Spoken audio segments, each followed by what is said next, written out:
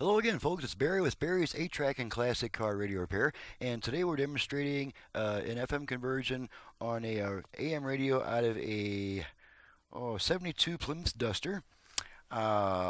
And this customer has this is from John in Placerville, California, and this customer has kind of an unusual request.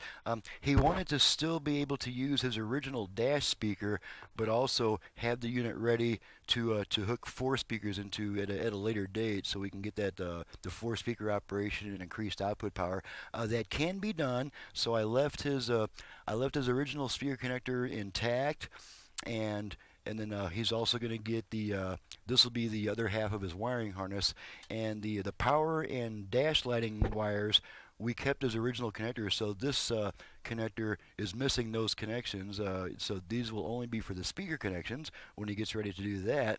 And so let's go ahead and turn this puppy on and run it through its paces, make sure everything works before we send her back. I've got it set to FM at the moment. What's known as the campfire in Northern California. And we'll just run up and down the dial real quick. Make sure we pick up a good number of FM stations here.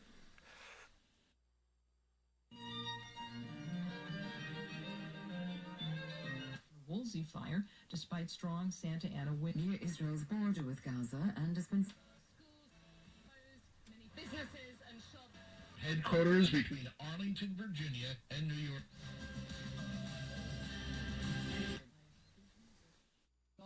Because she came.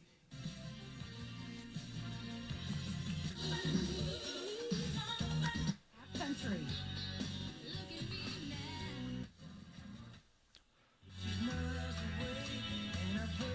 And projected land use.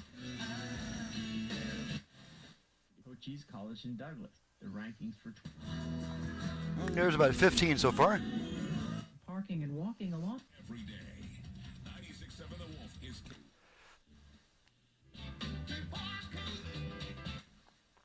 This is USA Radio News. I don't play when it comes to my heart.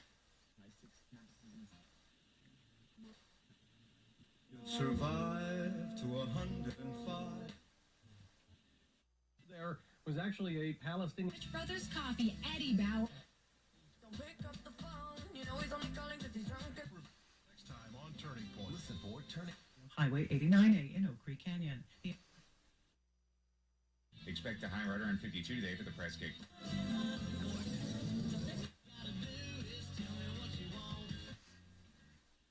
Okay, that's about 29 FM stations. So let's flip it over to AM real quick and make sure we get some AM stations here.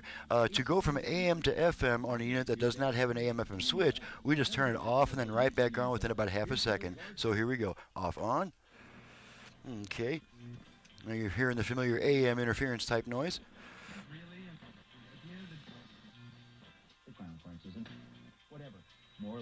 There's one. Nature. Redirect your tax dollars and 2.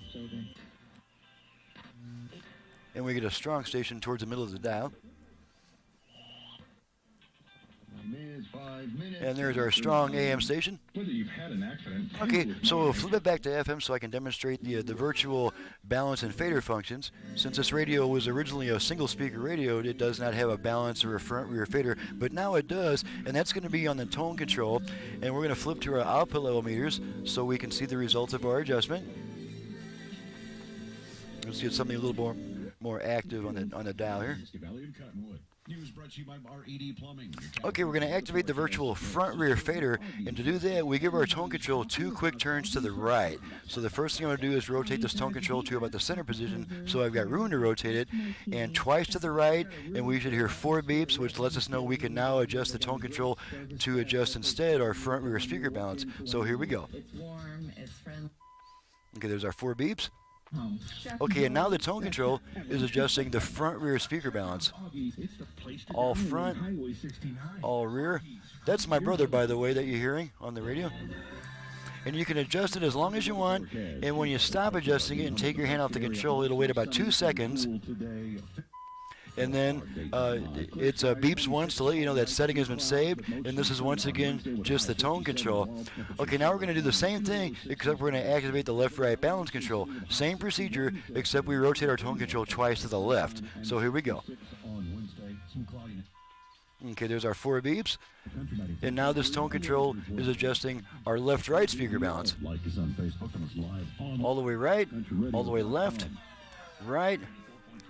Okay, now I'm going to center it, take my hand off the control, and that 1 beep lets us know that that setting has been saved, and this is once again just the tone control. Okay, so we've demonstrated the AM and FM, we've demonstrated the virtual balance and fader. Only thing left to test is the auxiliary input, and I'm just going to feed a quick test tone into it, just to make sure it switches over from the radio to the aux input. Okay, there's our 1 signal, and there's our signal through the other side. Now, after you use the aux input, there is a 20-second delay before that radio comes back on, and that's just because of a Vox circuit that holds onto the aux input a little bit longer than necessary to make sure we're not switching back and forth between songs and during quiet music passages. Radio should be coming back in a few more seconds. And there's our radio.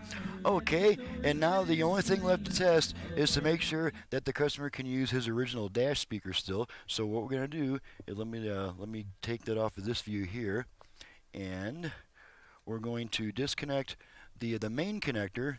And on this radio, we already have the power connected without that connector. So what we're going to do here is we're just going to use a couple jumper wires to connect it to connect his original speaker to an old-fashioned low-power dash speaker like the one he's got, and we're just going to make sure that it works with that speaker as well.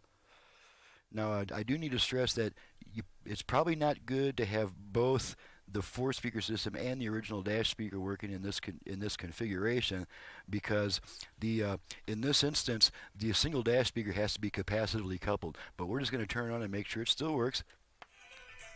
Okay, and you can hear it through my headset mic that the radio that speaker is indeed working. So that completes a test. All the functions are working, and I'm ready to get on to the next job.